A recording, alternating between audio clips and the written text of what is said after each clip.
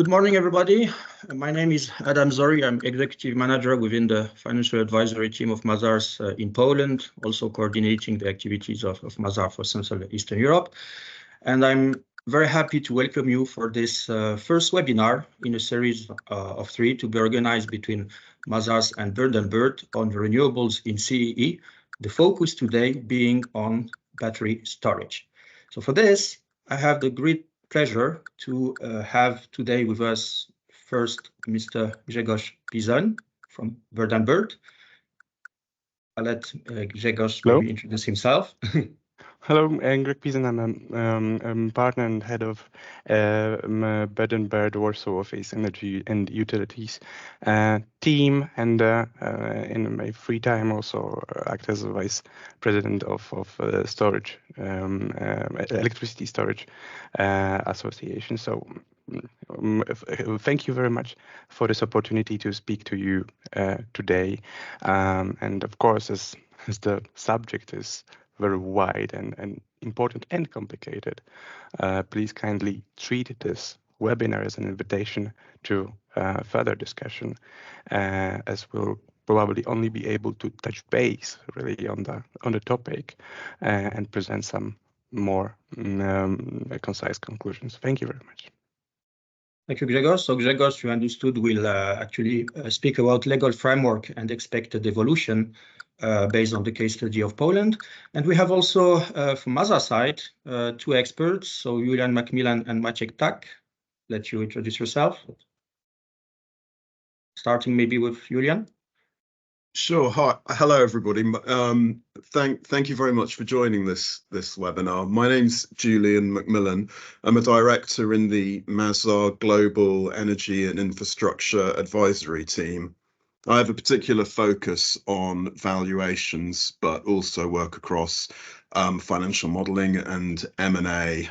I've got about 15 years experience specifically in energy and infrastructure valuations. And one of the reasons why we're so keen to talk about energy storage is that as the definition of energy transition is broadening in the kind of energy and infrastructure investment market, other technologies like BESS are increasingly gaining traction and is a sort of subsector that we're ever more involved with. So I think that's probably enough for now, and I'll hand over to Maciej. Hello, everyone. Maciej Ptak. I'm heading financial advisory within Mazars Poland, meaning M&A advisory, valuations, and transaction services. I have over 20 years experience in doing M&A and equity capital markets in Poland and Central Eastern Europe. We are concentrating on our M&A practice on, of course, various industries, but particular focus we are putting on renewable energy sources. Thank you. Thank you, Julian. Thank you, Maciek. So in a couple of minutes, they will also do a presentation related to trends for valuation and modeling in battery storage. So now we let the floor to Bird, Mr. Grzegorz Bizon. Yes, thank you very much. I'm Grzegorz Bizon, Bird Warsaw Office. I would like to briefly, as I mentioned, speak about a legal framework and expected evolutions of the framework in Poland. I have prepared a number actually of slides, and this will be shared, of course, with all of you after the meeting. So please not be surprised that I will go through it quite fast, as well. I have only 20 minutes for some important conclusions. So actually, the case of Poland is quite specific. As we can observe, for example, by looking at the most recently approved state aid schemes by the European Commission, in some countries there are like very specific needs being identified. Treating storage as a solution to the needs problems or deficiencies of the system. I will also refer to it and show you some examples, like the one of last slides of this presentation. But actually, battery storage is a very specific, very special kind of resource, just because of its ability to provide virtually all kinds of ancillary services, including frequency related services, including voltage compensation services, and all widely understood operational management, and to do it quite fast due to technical specification, so like extremely short reaction period. So it is very well tailor-made actually to provide FCR, ramp up, and other aspects. Is it the solution to all of the pains of energy transition? Maybe not to all, but actually to a vast part of them. In Poland, actually, we see a actual decline in disposable capacities, and it's like a huge one. You can see at a graph here. I will not dive into it like in more detail right now.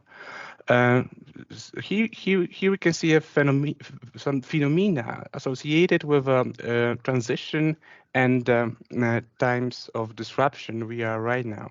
So like decreasing disposable capacities due to increasing requirements stemming from climate change law, from BAT, and from other environmental standards, requiring phasing out of system services of all the reserves we had, like coal reserve, for example, which provided stability for such a long time period. And new solutions are required to be introduced, capacity mechanisms or like more targeted solutions, including ones for BESS, and of course like the restructuring and building the architecture of the balancing market from the scratch actually. Increasing asynchronous generation, increasing yes, it will be shared. Increasing stability risk and grid congestions. BESS can provide frequency-related ancillary services as a response to it. Aging grid infrastructure, decreasing technically available connection capacities. Actually, we have observed like a number of grid connection refusals due to negative results of impact assessment, actually caused directly by lack of grid flexibility and problems with voltage or operational management at the part of the grid. So actually, this is where BESS can play the very specific role. Please note that we are still like very much based on fossil fuels as a country. So our energy mix, of course, like we cannot forget about our historical records from we made last year, so like 2023, just because the share of coal as a lignite and hard coal in the energy generation mix was the lowest in Polish history. So like 63% only. And share of natural gas, it was like a decent 10%, and of renewables 27%, the highest one in Polish history. Anyway, what we can see according to energy policy of Poland, that the share of coal in the mix is to be only 36%, and of renewables of big up to 48% in 2030. And please know that the first nuclear power plants are like a good stability provider, is not to be commissioned before 2033. Yeah? So this period also doesn't take nuclear power into consideration. What is important? What do we have? I used the ANTAC agency analysis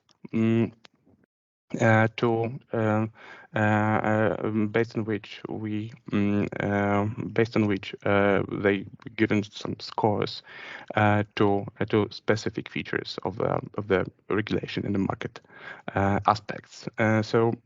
Concerning sufficiency of incentives to long-term energy storage, actually, do we have like long-term price signals for investment purposes? I'd say right now, yes. For the at least now and for the next 2 years, we have a capacity market which maybe is not really meant to be a support for battery storage as such, but is used as such actually. I will also delve into it a little bit later. Good things we as country managed to do is the fact that we did a good thing with like a double counting of public overheads and taxation. There are also some prospects of eliminating any outstanding overheads calculated in relation to the difference between electricity taken from and reintroduced to the grid from the storage, being treated as one for energy related purposes and not as a one consumed like by a final off-taker. But many jurisdictions are still falling behind. Facilitating the development process, actually, what is important here is the fact that in Poland, in order for you to get or to legally apply for grid connection conditions, you only have to have like a legal title to the land, yeah? And you do not have to have environmental impact assessment. You do not have to have a zoning decision or zoning plan. Actually, we know about the practice of one of the largest DSOs, which treats applications for GCC as incomplete without, for example, like zoning decision or except from zoning master plan. But it's, at least in our view, it's really not a proper practice based on the provisions of law. So these are like a very limited requirements and enabling you to check fast whether you will be able to get grid connection conditions which are like the most valid, most sought for resource. Concerning sorry, technical. Yeah. Concerning like as I mentioned, price signals.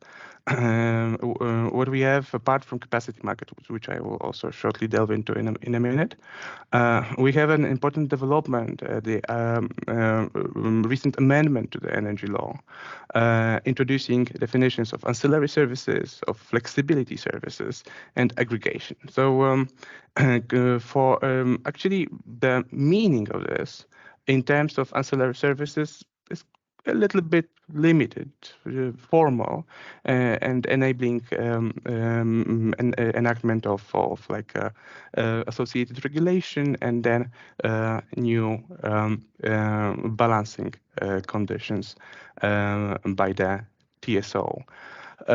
Which is actually very, very important and puts puts in place the new architecture of balancing market. For flexibility services, actually to be developed during the next 3 years after publication of this amendment. Right now, we only have some very limited parts of the discussion known on that. How will it look really in Poland? And in terms of like value stacking right now, as there is no one and only kind of financial stream which could make your Excel close positively. Value stacking, so like connecting different sources of cash flow is of often utmost importance. So actually, currently there are no specific limitations for performance of balancing services and for partaking in capacity market. Flexibility services are not likely to be banned, also for aggregate for being provided within a value stacking model. Do we have a best friendly market? Yeah, actually, here you have a brief review. This would be helpful for like one really short thought. Of course, the mechanisms like balancing services or flexibility services form an important part of cash flow for storage. For example, in like PJM or American jurisdictions, so like state jurisdictions, and in some parts of Europe already. But we have to remember that these kinds of services are, in the first place, to stabilize and to ensure stability and functioning of energy system. So this will not provide actually for like long-term price signals or investment incentives based on like a foreseeable cash flow streams, and of course some additional solutions are needed to do that. Sorry. Yeah. Multiple doors, multitude of opportunities for understanding in the draft. Yeah, actually, with a number of opportunities and quite virtually unlimited possibility of value stacking, there are like good chances to make it happen. Capacity market in Poland, we have observed like a very increased interest in the capacity market auctions in the two most recent ones. Actually, the clearing price, closing price of the last one was, I'd say, quite decent. At least looking, for example, at the comparable UK scheme. So it was like 244 zlotys, a little bit more, for a kilo for year. Actually, we recorded quite a considerable level of capacities, new best capacity contracted. And for the next 2 years, this will also work like this. So there will be next two main auctions in which BES will probably also take a vast part of the largest part of the cake. Here you have some details of how it works. Really running a little bit out of time to delve into details. But yes, this will be shared, of course, with you. Concerning the balancing services in Poland, what is to be kept in mind is that the new architecture will be used starting from June 14 this year. Actually, some communication tests, some technical tests are already being carried out by the TSO. It provides for like a frequency containment reserve for AFRR, MFRR, so like both automatic and semi-automatic or non-automatic frequency restoration reserve and replacement reserve. Actually, what is most important probably, it is quite, I'd say, tailored as to the needs of battery storage. but also balancing service providers and aggregators may play an important role just because they will be able to offer the capacities or the balancing capacity or electricity on a portfolio basis, limiting the risk to a large extent, and also engaging the capacities which were not in all tested. In case of arbitration and other commercial use models, here we can see like a example of how it works and how can it be like financially attractive. Yes, it can. Due to like increasing penetration of REST in the system, there's differences between hourly markets will probably have a good chances to grow. And most important part, just for this part, I wanted to go fast through the presentation. Please note that right now we have an ongoing revision of functioning of the market as such. Actually encouraging to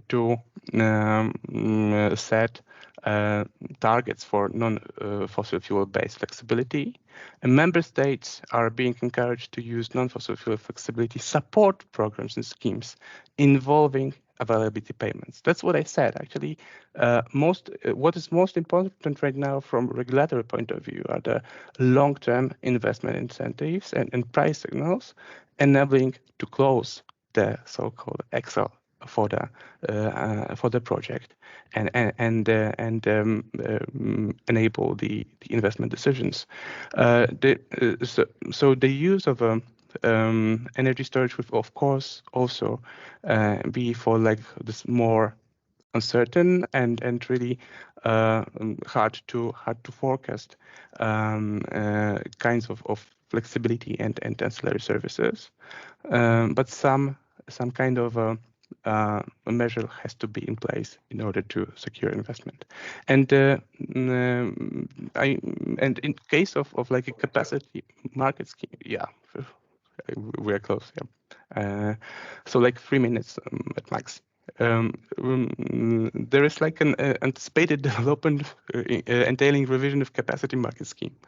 So in case of capacity market, there's like a deadline for this year to review of how it works and whether we still need it, considering the environmental requirements and limitations. The question is, shall we aim really for technology agnostic scheme or like more storage focused one? And for consideration, I here show you like example of two state aid decisions, two state aid schemes, one for Italy, one for Greece, where quite an, except at least for Italy, it's like quite important and big investment needs.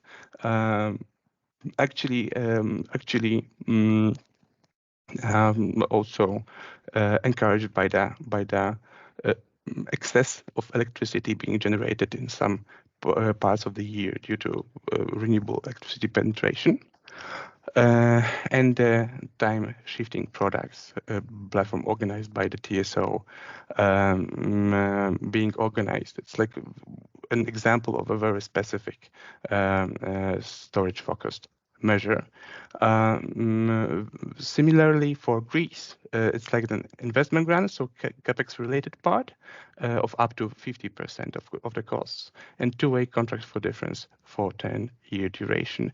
Both measures actually are tailor-made and provided during the lifetime of a project. And this is like the last one. For flexibility services, as I mentioned, we have like a 3 years for assessment of the needs and for enacting of a new regulation. The first drafts were made public, and this provided for like very limited idea of how it may look.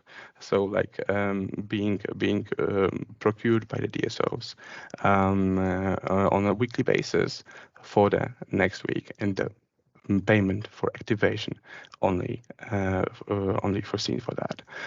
So not really, and this were actually not enacted, and right now this is like building the whole idea from the scratch. So just to summarize it very briefly, Poland has a very specific needs in terms of battery storage. First, we have a huge number of redispatching quite recently. We have problems with flexibility of the grid stability, and actually, if you look at the battery storage as a kind of a risky investment, I'd say that the bigger risk is at the part of our government at Poland, as it comes to energy security, if we failed to provide long-term investment incentives for storage as a whole. Thank you. Thank you very much, Grzegorz, for this very interesting presentation from Bird and Bird on the legal framework and expected evolutions based on the example of Poland. And let's now give the floor to Julian and Maciek from Mazars to speak about trends for valuation and modeling in battery storage.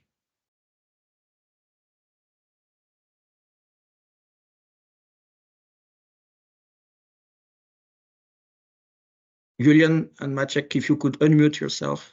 Thank you. Sorry, I was having a couple of technical issues there. So building on a lot of what Grzegorz has already talked about, I think the intention of our presentation is to step up to a slightly higher level and look at the BESS market more generally, and also to drill down into some specific trends, and also looking particularly at the revenue opportunities within a BESS project. So looking at a battery energy storage system as a whole and what it is. A BESS is an energy storage system that captures energy from various sources. It accumulates it and then stores it electrochemically within rechargeable batteries for future utilization. So in essence, what that means is that the stored electrical chemical energy can be released from the battery and distributed into the electric grid at a time that is suitable. BESS systems are typically produced on a modular basis, which can make development more straightforward, and it can also mean that specific BESS projects can be scaled up or down over time relatively easily, depending on requirements. The typical batteries used in BESS systems are either lead acid, flow batteries, or lithium-ion batteries. And lithium-ion is by far the most common. And in the next slide, we'll touch on why that is. The system is managed remotely by an energy management system that monitors the grid and instructs the equipment to either store or discharge appropriately in line with the chosen strategy. In essence, the energy management system is the brains of a battery energy storage system. Duration is a term that's used a lot in the context of BESS, and it's a key consideration. Duration is, in effect, the extent to which a battery can either charge or discharge for an extended period of time. So at one end of the spectrum, you would have what's called a 1 hour battery, where, as an example, a 10 megawatt battery would then have a 10 megawatt hour capacity, meaning that it can either charge for an hour or discharge for an hour. And that can range 1, 2, and typically up to 4. 2 hour systems are the most common in BESS installations, and that typically means that they can charge and discharge through between 1.5 to 2 cycles a day. The benefits of a longer duration storage system are really cost effectiveness and improved degradation. Shorter duration storage is more typically ideal for managing brief power outages or peak demand periods, and that can help stabilize the grid and reduce energy costs. And also, because they are smaller capacity, they are cheaper and easier to install and maintain.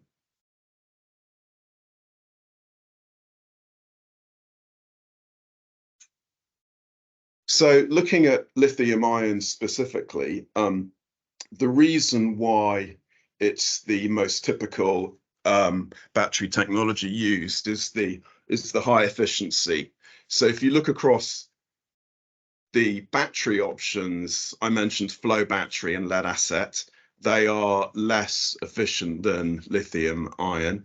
And if you also look across other available storage technologies in the market, hydrogen or compressed air, you can see that there is a reason why battery storage systems are by far the most prevalent in the market, and that's simply because of the efficiency. There are also other advantages. They have a very short response time, which means that they can be agile in meeting the needs of the grid. In terms of lithium ion specifically, they are increasingly cost effective in terms of the batteries being used in a system. We have a whole slide to cover this in a moment, but the cost has fallen around 80% in the last decade, specifically for the battery modules themselves.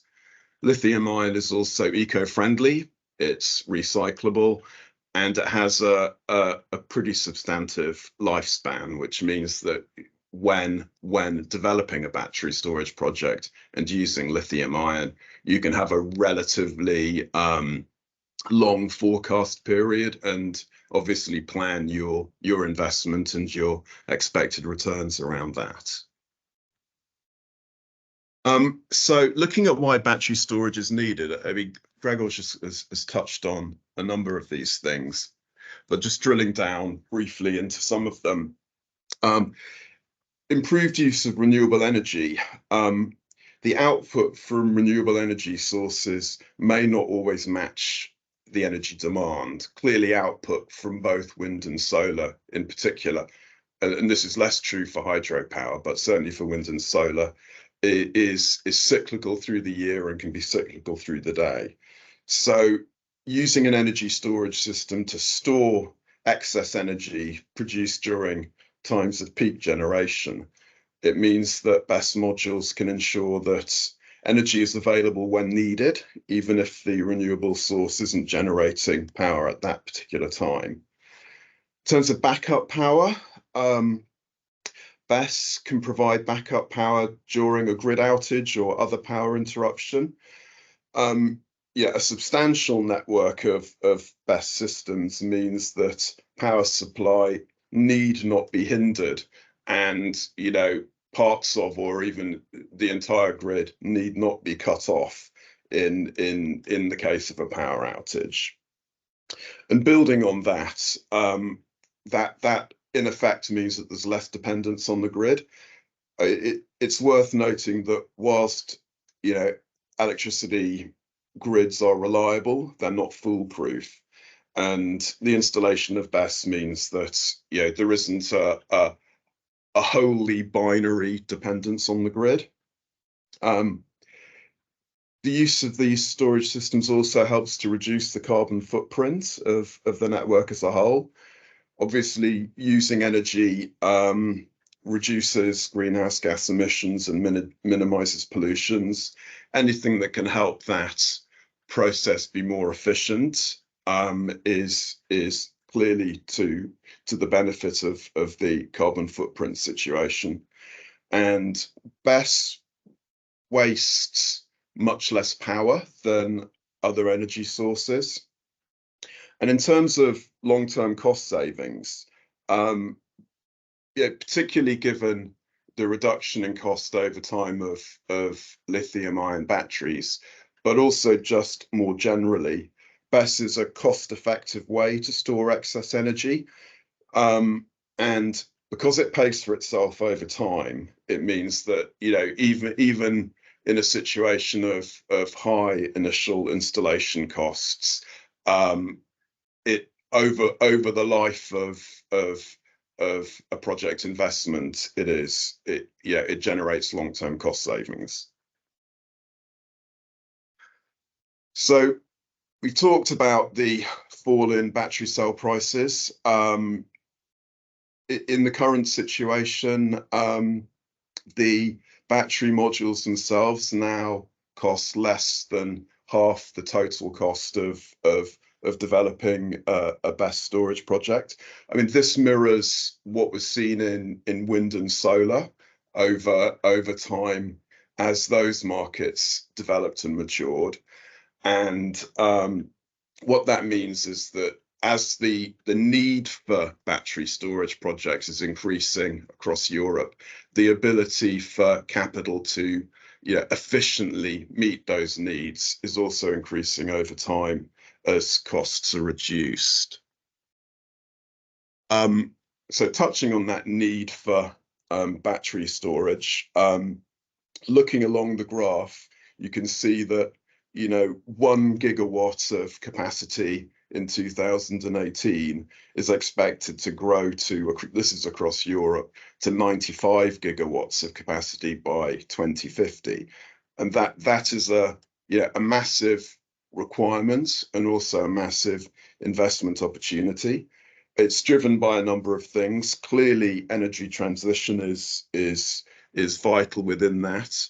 There are also perhaps more localized short-term drivers, such as the reduction on gas reliance from Russia, and the extent to which renewable energy is required to be more and more a key part of the energy strategy across all countries in Europe. Battery storage, because of the reasons we've covered, will follow along with that growth in renewable energy generation.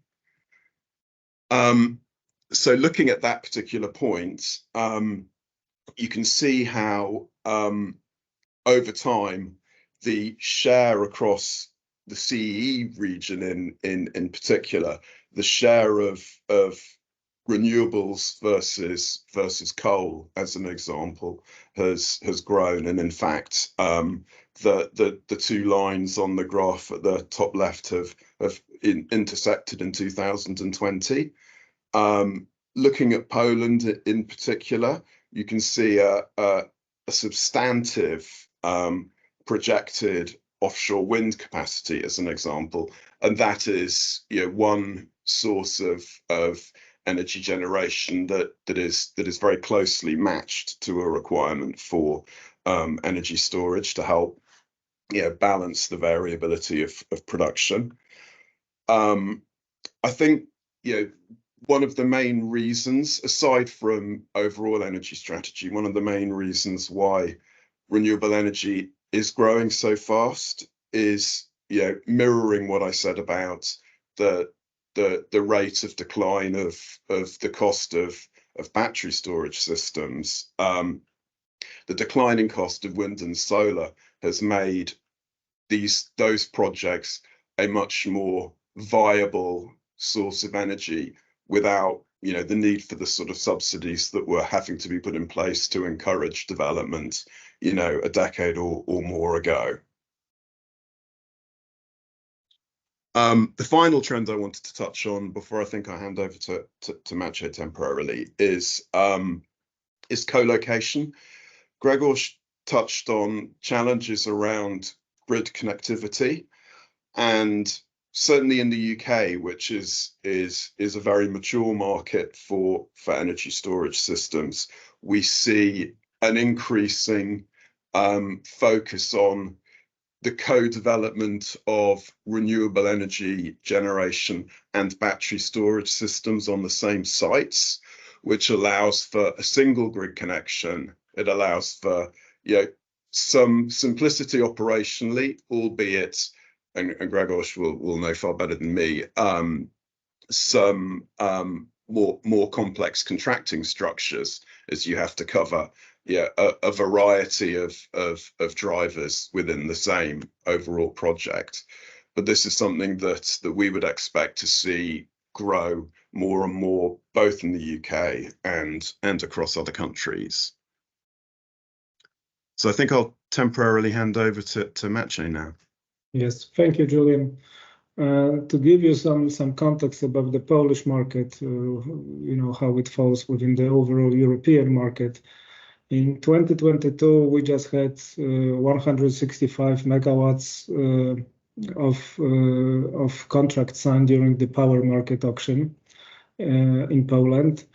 Next year, meaning December 2023, we already had over 10 times this number. So basically, we had 1.7 gigawatts signed, and 16 gigawatts have been submitted for pre-qualification.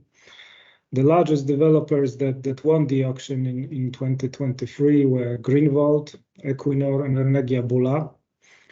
And basically, these numbers show you the dynamic increase of the storage market in Poland, or storage projects that are being developed by the energy companies. This growth is very much in line with the overall projections for the European market. The largest markets in Europe for the energy storage are UK and Germany. And also Germany is the largest residential storage market in Europe.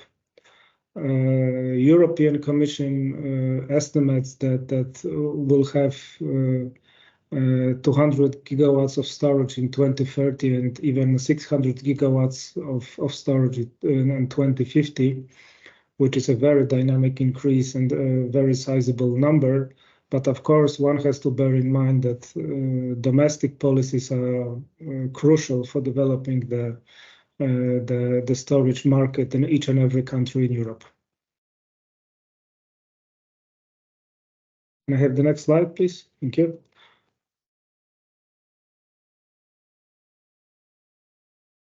So as also Grzegorz pointed out, I mean, energy storage seems to be crucial right now in Poland, and even Polish energy policy predicts or assumes the very significant investment outlays for the energy storage market. And it seems to be that basically that's a very natural way of development in Poland, because the investment plans of the typical power producers are declining. So we are estimating the decrease of a generation capacity in typical of a typical or conventional energy sources, which will be supplemented by the renewable share.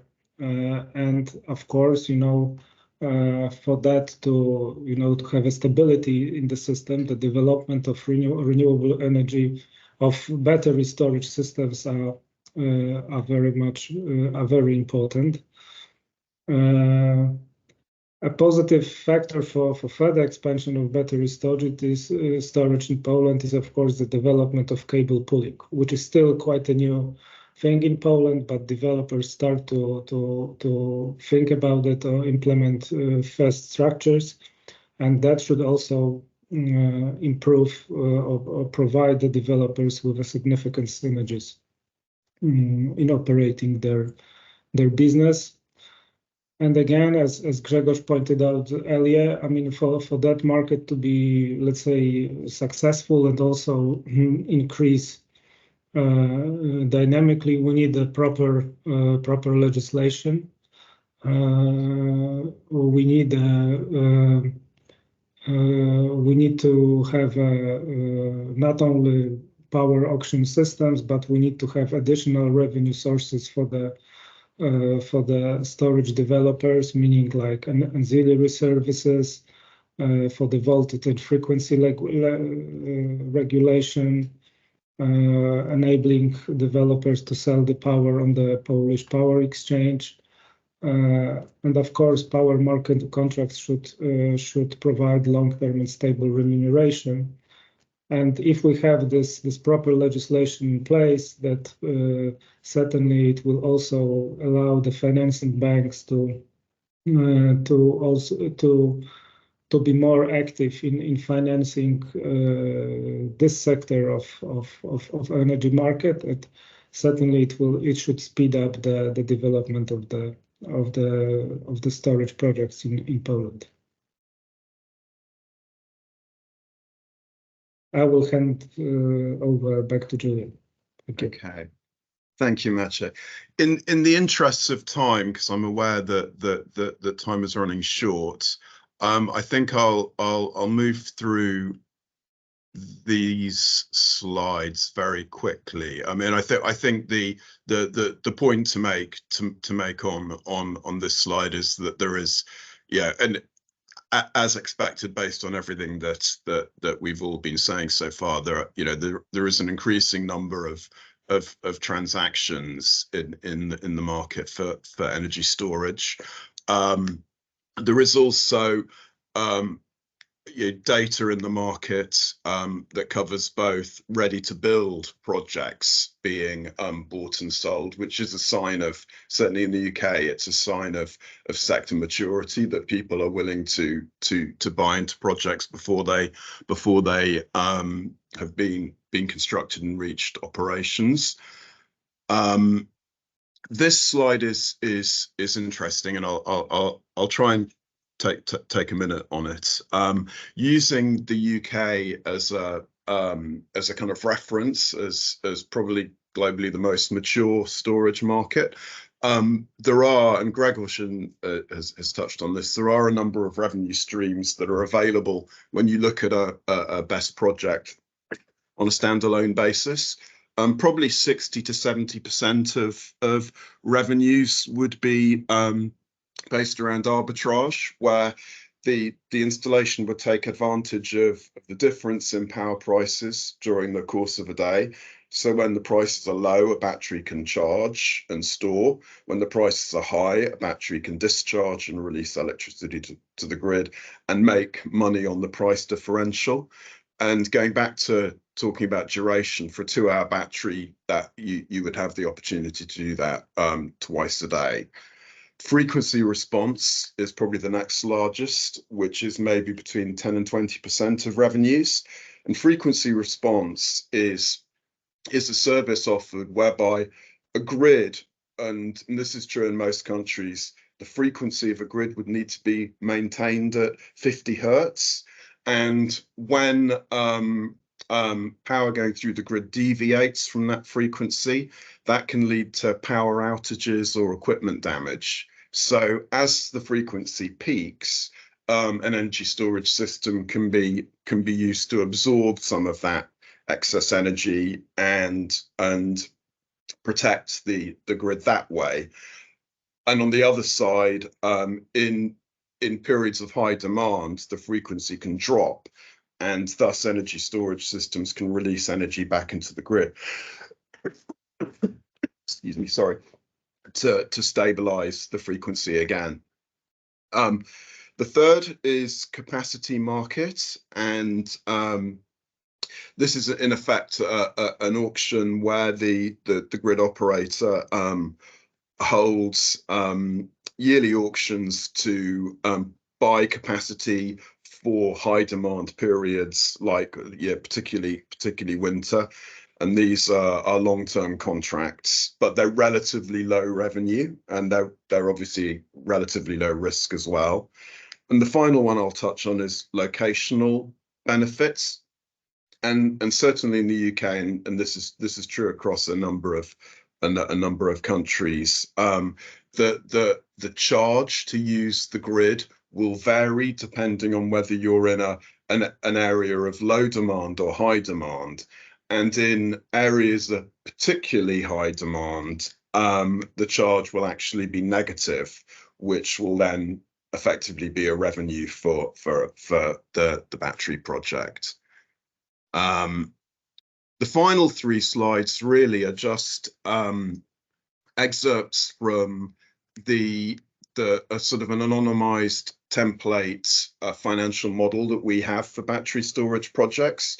And really, I think that's one for you guys to look at afterwards. But in effect, what we do is we look at the various aspects of a project that you would need to flex within a financial model to fully understand the risks and the rewards that should be required. So, these are looking at the power prices, they're looking at the various revenue streams, looking at the various costs.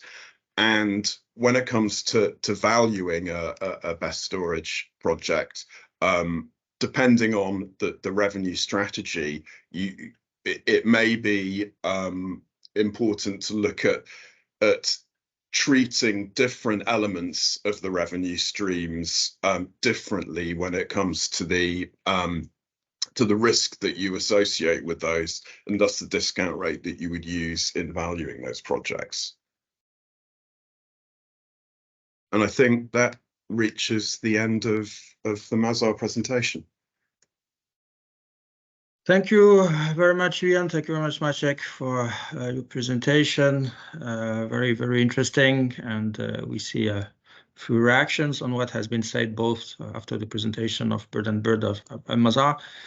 So maybe for you, Julian, first, I mean, how do you see the BESS market developing over time? What trends do you see and what is driving this? And are there any efficiency comparisons of the different storage technologies on seasonal time horizon today?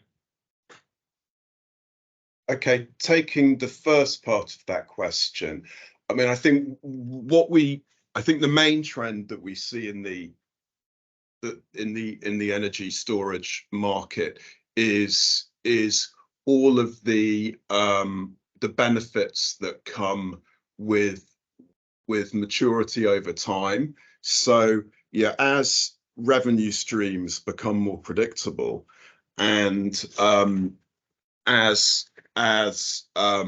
counterparties, for instance, contractors or off-takers or whoever that might be, as that market expands and matures, and as the technology becomes more well understood and established, and as we've seen also the cost, the direct cost of the technology reduces, you start to see a more mature transactional market. So increasing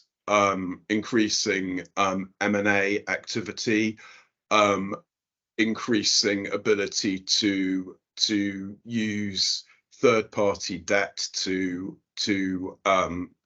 finance projects, and by that I mean higher gearing over time, lower interest rates. I mean, at the moment you're probably still looking at 300 basis point margin on debt for a battery storage project, and that's how things used to look in solar, for instance, 15 years ago. But as the solar market matured, 60% gearing became 80, 90% gearing, interest rates dropped. So the financial efficiency of of energy storage projects will continue to increase, and that will of course then help the more rapid development of the market, which is required, as for all of the reasons that Grzegorz and Maciej talked about earlier. So I think that's probably a key, and I've touched on co-location. That's quite specific, but yeah, I think that's probably our main thought on the market. Okay, so thank you very much, Julian, for this. Maybe the next one for Grzegorz. For you, what are the specific areas requiring targeted investment signals based on public interventions? Right, thank you for this question. Actually, the thing is that as I a little bit signalized during the presentation, in terms of schemes providing financial support for development of electricity storage, we can differentiate between like a more general and technology agnostic capacity markets. Of course, considering also like emission limits, which will probably support mainly like new gas-fired capacities and DR and BESS, and some more targeted schemes specifically tailor-made and designed for battery storage, as the ones in Italy or Greece. And in Poland specifically, where we have most important needs, which might be addressed by providing a targeted scheme, is, in my view, is first similarly actually to Italy, the fact that we that recently we have recorded a number of events of redispatching, which first, of course, provides like negative investment signals for potential investors, especially in PV, but also in wind projects, and poses risks to the investments, and also in case of corporate PAs, for example, which is quite important. And how Italy did it, it was like an organizing bidding platform open both for like a specifically selected in a way similar to capacity schemes, BESS projects, which obtained like a specific aid being paid monthly during the whole lifetime of the project to partake in this platform, and like as a I'd say basis for building the platform, and additionally also invite some free market entities also to partake. This is, and in my view, as far as the sole balancing market or balancing services do not provide any kind of an incentive for TSO really to resign from redispatching or curtailments, which are used and will probably also be used in the changed architecture of the balancing market. This could be a solution, a very, very important one. First, as a price signal, providing capex related and also opex related aid for like the whole lifetime period, not excluding value stacking. So also enabling it for to partake in balancing market, or to carry out with arbitrage in this times where the dark capacities were not reserved on the platform. And this one would be probably a very good answer to curtailment. Other area probably is related to offshore wind, of course, just because due to like huge capacities, intermittent capacities being located and the peripheries of the system, will have like a extreme inertia problems. Of course, like for 2 offshore wind and bidding process for permits, storage integrated are counted with additional points. But I'm not really convinced whether this will be sufficient for the very outdated grid structure to address all this inertia problems. So this is where the BESS could probably be targeted as a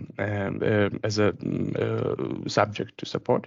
And third area I can see is green hydrogen, just because the thing is that of course like right now to produce renewable hydrogen based on very fresh regulations from the EU, you have to either use electricity generated and introduced to the grid in the very same time. So like right now it's a month, but after 2030 it will be an hour precisely in the very same time that the hydrogen production takes place, and you have to have actually in case of Poland like a corporate PA basically or a direct line. But also there is a provision enabling use of electricity which otherwise would be subject to curtailment for generation, and this is also treated as renewable. So combining the interests of hydrogen production and also enabling use of this electricity, which would be subject to redispatching and curtailment otherwise, may be like also good using of some kind of common interest between the two. Thank you very much, Grzegorz, for this answer. As we are running out of time, maybe one last questions, because we see that there are a couple of ones on financing banks. To you, Maciek, how the financing banks are approaching the battery storage market? Well, I think for now, I mean, some of the banks start to, I think all of the banks basically analyze this market segment very closely, and they realize that, and they want to get ready for the, let's say, proper financing of the projects. Some of them are more advanced, and some of them are less advanced. We see let's say the first projects being financed by the banks, especially the ones that have some sort of international experience or expertise within the group, so they can draw on some international experience within their banking groups. Especially if you have a large product and you have also involvement of some EU funds like EBRD funds and others, probably it helps. But I'm quite convinced that once we have again ready legislation and all those different revenue streams available to storage developers, but certainly the other banks that are not present in this field, that they will quickly join and they will try to be present in this market too.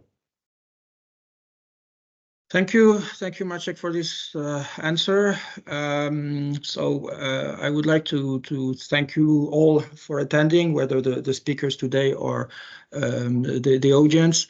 I invite you also to connect directly with our experts in case of more detailed questions or issues you would like to discuss from the legal, financial, tax perspectives related to battery storage.